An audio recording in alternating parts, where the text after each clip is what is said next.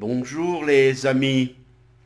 Alors, les conséquences du conflit en Ukraine, avant que cela ne commence, j'avais publié une vidéo avec pour titre La Troisième Guerre mondiale aura bien lieu. Alors, cette guerre ne sera pas forcément une guerre armée, militaire, mais elle va enclencher une terrible crise économique. Je vais vous expliquer quelles seront probablement les conséquences si le conflit dure longtemps. Alors, l'Ukraine, comme vous le savez, a 6 ou 7 mètres de terre végétale, de la terre noire, où tout pousse. Ce qui fait que, j'ai noté les chiffres, excusez-moi, je jette un coup d'œil, euh, 30% des exportations mondiales de blé viennent de cette région, 20% du blé mondial vient de cette région, 80% de l'huile de tournesol vient de cette région, et je vais parler aussi du gaz. 40% du gaz européen provient de Russie. J'ai noté quelque part 19, voilà, 4% du gaz allemand et russe. Mais il y a l'Italie, il y a l'Angleterre un tout petit peu, je crois que c'est 2,1%, quelque chose comme ça. Il y a la Turquie, bien sûr, qui achète beaucoup de gaz russe et beaucoup de céréales. Souvenez-vous, les printemps arabes ont débuté parce que l'année-là, la chaleur est remontée par-dessus l'Oural, est retombée sur les plaines russes, la chaleur qui vient d'Iran, d'Irak, et le blé a séché, donc le cours du blé avait augmenté, en plus le blé américain avait été aussi catastrophique, enfin la récolte a été catastrophique. Donc, printemps arabe. Pourquoi? Parce que dans les pays africo-musulmans, euh, et l'Afrique tout court, hein, le prix de la nourriture est de 50% du budget de ce que gagnent les gens. Les gens vont gagner l'équivalent de 200 euros par mois. Il y aura 100 euros pour la nourriture. Donc imaginez-vous si cela augmente de 10, 15, 20, 30%. Il y aurait probablement des révoltes de la faim. Ces gens-là renverseraient leur gouvernement et essaieraient de fuir en Europe. C'est déjà le cas pour les Ukrainiens, comme vous l'avez vu ces jours-ci à la télévision. Alors, j'ai noté aussi 49% du nickel vient de la Russie. L'aluminium, c'est 26%. Le palladium, 42%. Le platine, seulement 13%. L'uranium, 41%, qui vient du Kazakhstan. Alors, donc, le potentiel de destruction économique de cette guerre est infiniment plus élevé que le potentiel de destruction d'immeubles. Nathan Meyer Rothschild disait avant la Révolution française, investissez lorsque le sang coule dans les rues, conseillait cela à ses fils. Alors, les économistes américains avaient planifié en début d'année euh, les risques pour 2022. Inflation 31%. C'est le premier risque pour 2022. Coronavirus 26%. On ne savait pas encore début janvier, fin décembre ce que ça allait donner. Alors, coronavirus et inflation sont liés, hein. Vous mettez les deux ensemble, ça fait 50, ça fait 57%. Donc, après, il y a la guerre, 23%. donc avec la Russie. La remontée des taux de la Fed, 13%. Et la position de la Chine par rapport à ce qui se passe peut être un risque pour Taïwan, etc.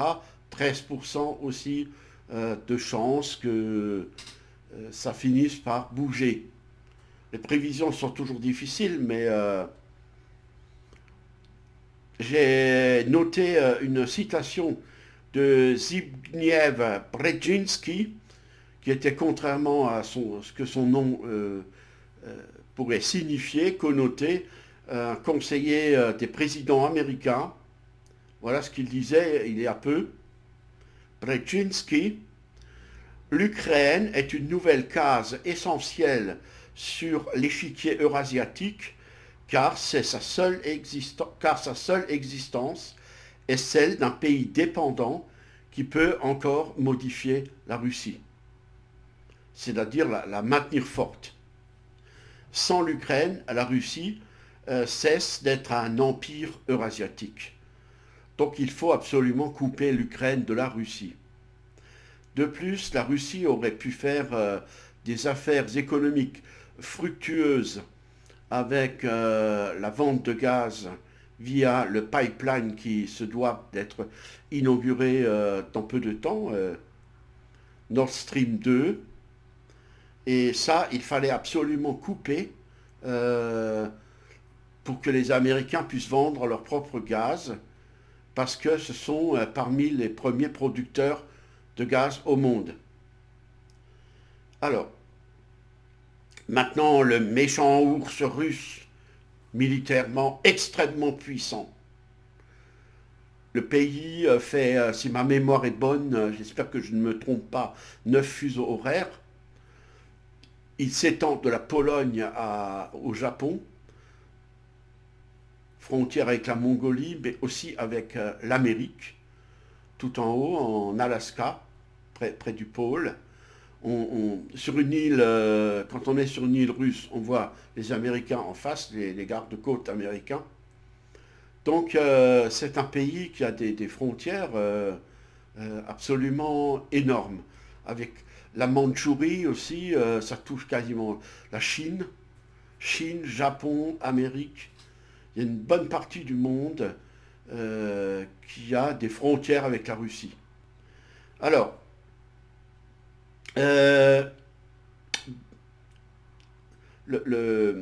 comment dire, je vais vous donner quelques chiffres. Europe, USA, Japon, Corée. On répète, Europe, USA, Japon, Corée. Ils ont, à eux 4, 30 fois plus de PIB, produit intérieur brut, que la Russie. 20 fois plus de budget militaire. 36 fois plus de porte-avions.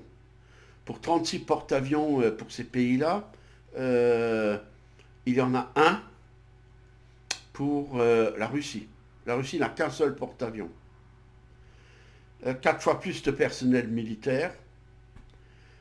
Alors, les budgets militaires, tant qu'on y est, 778 milliards, 778 milliards par an pour les États-Unis, 252 milliards pour la Chine, 72 milliards pour l'Inde, l'Angleterre 59 milliards, l'Allemagne 62 milliards, la Russie 61 milliards. C'est-à-dire, elle n'a pas plus investi dans l'armement que l'Allemagne, ou grosso modo l'Angleterre aussi. Donc vous voyez que militairement, sur le plan du budget, c'est un pays relativement moyen. 14 pays se sont rattachés en quelque sorte, accrochés à l'OTAN, qui font frontière aussi, qui sont très proches de la Russie, bien qu'après la chute du mur de Berlin, les Américains, vous savez, c'est comme avec les Indiens d'Amérique, 500 traités signés avec les Indiens, aucun de respecté. Il disait non, non, il n'y aura pas chariot, hommes blancs qui vont traverser votre territoire. 8 jours après, les chariots traversaient. 8 jours après, on massacrait un ou deux villages d'Indiens, avec le pasteur protestant derrière qui bénissait, hein. C'est connu ça, hein. Alors, ou qui essaie comment dire, d'évangéliser les survivants. Alors, donc, 14 pas vers l'OTAN, depuis la chute du mur de Berlin. Premier pas, premier pays, l'Estonie, Lettonie, Lituanie, Pologne, Tchéquie, Slovaquie, Hongrie, Roumanie, Slovénie, Croatie, Monténégro, Albanie, Macédoine, Bulgarie. C'est le 14e. Tous ces pays-là sont membres de l'OTAN. Et mis à part au nord de l'Ukraine, il y a la Biélorussie qui n'en fait pas encore partie. Donc les Américains qui avaient juré de ne pas avancer vers la Russie, ben, ils l'ont fait tout le temps. Hubert Védrine, notre ancien ministre des Affaires étrangères, a été interviewé il y a 2-3 jours par la journaliste Ruth Elkrieff, qui a d'ailleurs essayé de l'interrompre. Il a dit, écoutez, Poutine, c'est la créature de l'Occident. C'est la créature de l'Occident parce qu'on n'a pas cessé de ne pas respecter notre parole vis-à-vis de la Russie. Alors Ruth Elkrieff, elle est arrivée, bon, la paranoïa de Poutine, le ceci, le cela, maintenant on reproche aux gens d'être pro-Poutine, les mouvements un peu de droite qui étaient pour la tradition, etc., pour l'Église, vont être honnis dans les médias, ça va encore être un prétexte pour honnir la droite, en disant regardez Poutine, il est chrétien, c'est un méchant, il embrasse les icônes, les chrétiens sont toujours violents, je ne sais pas trop ce qu'il pourrait dire. On oublie de rappeler qu'en 1962, l'URSS avait essayé d'installer des fusées sur Cuba, ça a failli mener à une troisième guerre mondiale. S'il y a des avions qui se promèneraient au Canada ou au Mexique, et des installateurs fusées sanitaires pour les fusées qui se promèneraient le long de la frontière canadienne ou mexicaine, qu'est-ce que vous croyez que les Américains feraient? Et ils reprochent ça à la Russie.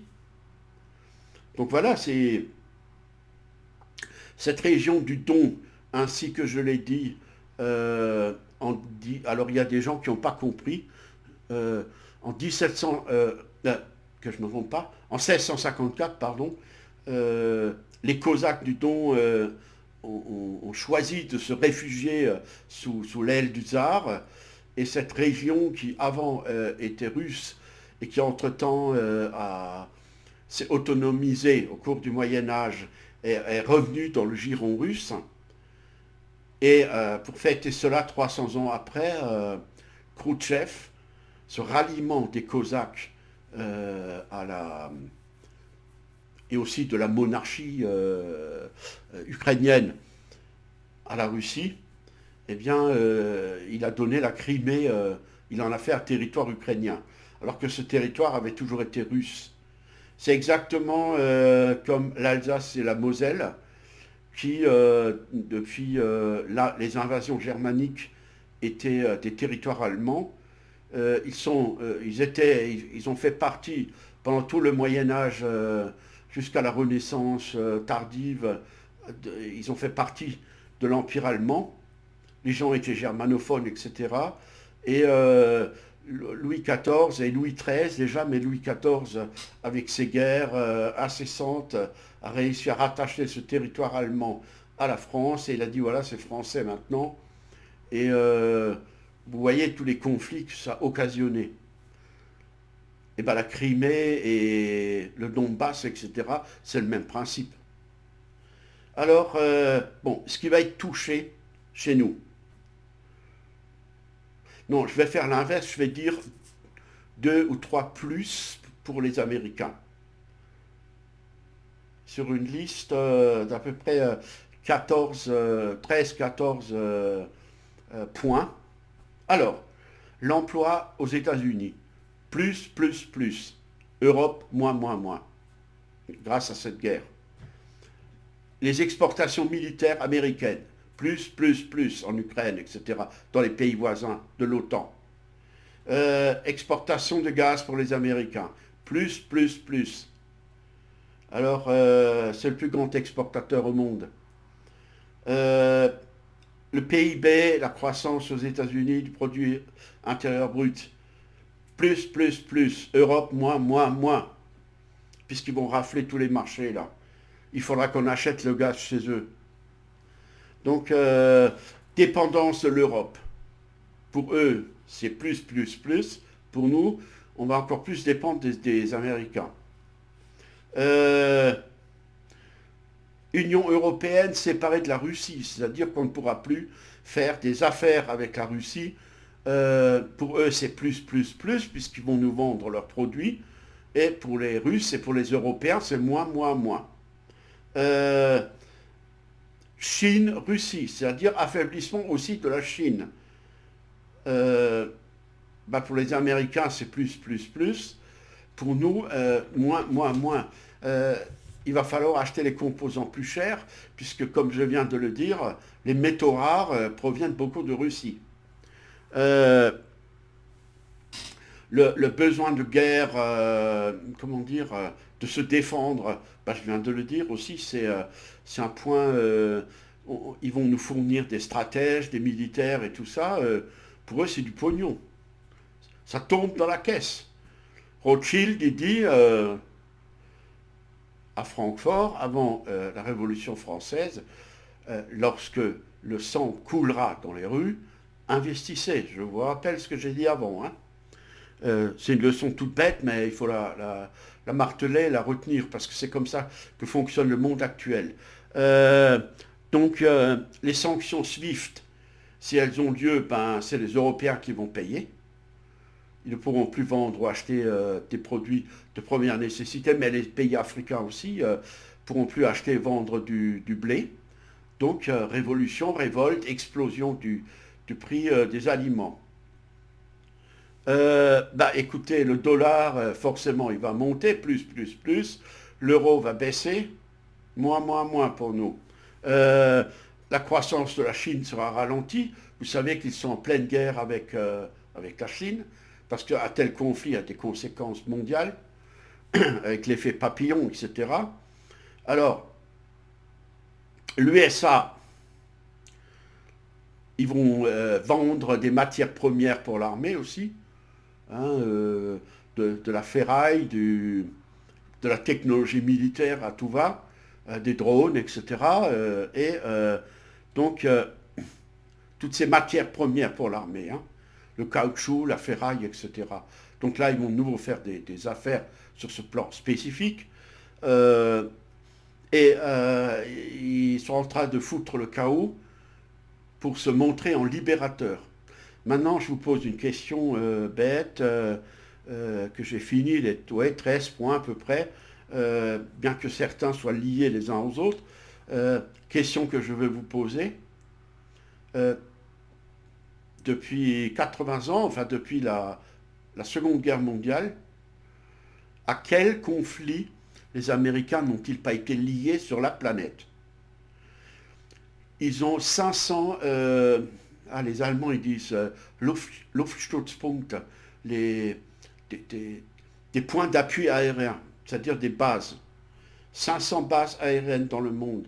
La Russie en a deux. Ils sont présents du pôle Nord au pôle Sud. À côté de chez moi, il y a Ramstein qui est en Allemagne.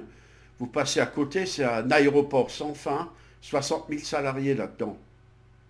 Il y a Incirlik en Turquie, il y a en Italie des aéroports de l'OTAN, il y en a partout. Bon, c'est toujours l'OTAN. C'est eux qui dirigent tout. Et donc, ils noient le poisson en disant, les pays où on est, euh, ils sont, comment dire, ils sont partants de notre politique militaire. C'est l'OTAN, c'est ça, hein. C'est un contrat entre pays. Mais qui dit qu'il faut attaquer? C'est toujours les Américains. C'est pas l'Italie qui va dire, bah tiens, je vais faire la guerre à la Russie, vous les Américains, vous me suivez. C'est eux qui décident de tout. Donc voilà. Alors, les conséquences pourraient être le blocage du détroit d'Ormuz par les Iraniens, aidés par les Chinois. Donc là, ça pourrait faire monter excessivement le prix du pétrole. Les Chinois pourraient en profiter pour annexer Taïwan. Ça fait un moment qu'ils veulent récupérer cette ancienne colonie qui avait été séparée lors des guerres de l'opium au XIXe siècle. Souvenez-vous, euh, aux États-Unis, en 1770, le roi George III d'Angleterre avait tellement ruiné la couronne avec ses frasques et autres et ses guerres sans fin, comme les Anglais protestants ont su le faire. Et donc il fallait de l'argent. Pardon, excusez-moi, il a augmenté les impôts dans la colonie américaine sur le thé, les taxes sur le thé. Et lorsque les bateaux de thé sont arrivés dans le nouveau port, le jeune port de Boston, euh, les marchands et les marins américains ont jeté les ballots de thé à la mer. Ça s'appelle la Boston Tea Party. Et grâce à ces augmentations de douane, eh ben, l'Amérique a fait une guerre et est parti dans l'indépendance avec Washington, qui était un jeune homme qui a pris un peu la tête des troupes. Et ils ont essayé de faire venir, je crois, 60 000 marins sur des bateaux pour bombarder New York, Boston, enfin, toutes ces villes qui commençaient à se créer. Et ça a été un échec pour l'Angleterre, puisqu'ils ont entraîné les hommes à l'intérieur du continent. Et ça a été une catastrophe pour l'armée anglaise. Donc les Anglais se sont dit, puisqu'on ne peut plus vendre de thé aux Américains, il faut trouver un autre marché. Ils sont allés et ils ont vendu de l'opium aux Chinois. Et ils ont compris que l'opium, ça rendait dépendant. Et donc, d'après eux, c'était un marché sans fin. L'empereur de Chine s'est rendu compte de cette tactique et il a commencé à se réveiller. Il s'est dit, mais attends, plus personne ne travaille, tout le monde a une addiction à l'opium, à Hong Kong, Taïwan, etc. Et il a armé des jonques, mais contre les bateaux anglais qui étaient déjà sacrément équipés en canons, les jonques, bien qu'étant infiniment supérieurs en nombre, ont été coulés. Et l'empereur a dû accepter que Taïwan et Hong Kong deviennent des ports, des îles indépendantes, deviennent réellement des îles anglaises. Et donc Hong Kong ne l'est plus, puisque après, avec Mao, etc., il y a des contrats qui ont été signés, et Taïwan l'est encore. Elle est encore indépendante, mais ça ne va plus durer très longtemps. Voilà ce que je voulais vous dire. Je pense que avec ce que j'ai dit dans la dernière vidéo, 28 000 milliards de dettes, l'Amérique est ici. Donc ils ont organisé cette guerre histoire de ressourcer leur marché, puisque tout est financier en fin de compte. Et en se disant, ben, l'Europe qui est quand même une grosse puissance économique, la première du monde en fait, tous les pays européens ensemble, euh, eh bien, si on arrive à l'endetter en ensanglantant l'Ukraine et à séparer l'Ukraine de la Russie, eh bien, on va faire du pognon comme jamais et le dollar va remonter, tout va aller mieux et ainsi de suite. Je vous ai dit dans la précédente vidéo que c'était la technique habituelle des Américains. Les Américains ne sont pas compliqués à comprendre depuis Luther et Calvin, etc., les pères fondateurs du protestantisme, euh, ce qui est important dans la vie humaine, c'est le pognon. Les catholiques au Moyen Âge, etc., étaient plutôt basés sur l'Évangile que sur l'Ancien Testament, qu'ils connaissaient, etc., mais ils connaissaient surtout l'Ancien Testament par rapport aux citations de l'Évangile. Et l'Évangile, c'est malheur aux riches, etc. Calvin, c'est bonheur aux riches. Si vous faites de l'argent, eh ben, c'est que Dieu a voulu que vous soyez riche et c'est une bénédiction de Dieu. Je schématise à peine. C'est ce qu'on apprend dans toutes les écoles de commerce où on fait un peu l'histoire de l'économie. Euh, Ce sont les premiers sociologues qui ont compris que les jeunes protestants allemands et anglo-saxons, euh, le must, c'était d'aller dans les écoles de commerce, d'apprendre la banque et l'économie. Pour les catholiques, c'était apprendre l'humanisme.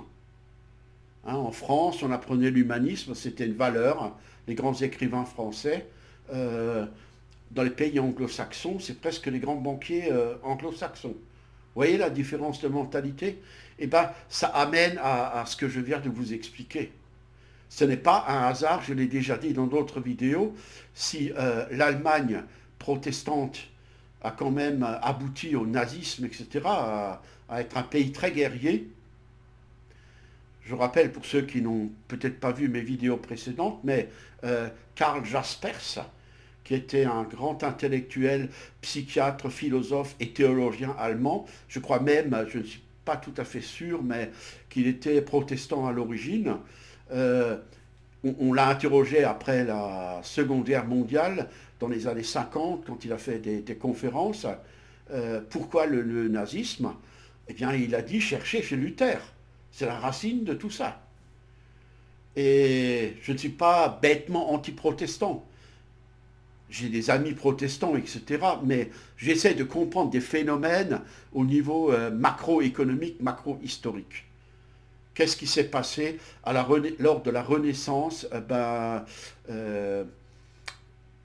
Il y a quelque chose qui s'est mis en place en Europe. La liberté, c'est le plaisir. La poésie érotique de la Renaissance, ça veut déjà tout dire. Et pour avoir du plaisir, il faut avoir de l'argent, et ainsi de suite. Pour avoir de l'argent, il faut qu'il y ait des couillons qui travaillent pour rien pour vous. Comme l'a très bien dit Gandhi, si j'ai 10 guinées dans la poche, c'est que j'en ai volé 9 à quelqu'un. Plus les gens sont riches, plus ils ont profité de la pauvreté des autres. C'est mathématique. Et ce qui est terrible à l'heure actuelle, c'est que tout cela se passe sans scrupule. Aucun. On est dans une valorisation de l'argent. Si vous êtes pauvre, à l'heure actuelle, c'est la pire des malédictions. On vous crache à la gueule, même un plus pauvre ou quelqu'un qui est un tout petit peu plus riche que vous va vous cracher à la figure pour vous dire, mais espèce de pauvre con, t'as même pas une voiture correcte, t'as pas ci, t'as pas ça. Toute la valorisation de nos sociétés est basée là-dessus. Alors, comme on a créé la plus grande dette de l'histoire de l'humanité, il est fort probable que très rapidement, cette dette va toquer à la porte en disant attends, je vais te rembourser. Et ça, les Américains le savent. Et donc, il faut à tout prix qu'ils aient des nouveaux marchés économiques pour rembourser tout ce qui s'est passé avec le Covid-19. Et nous, on va être les premières victimes en Europe de ce jeu absolument cynique et dégueulasse de la part des USA qui arrivent toujours via les médias à nous mettre dans la tête que les autres c'est les méchants et que eux c'est les très bons. Merci de m'avoir écouté. À la prochaine.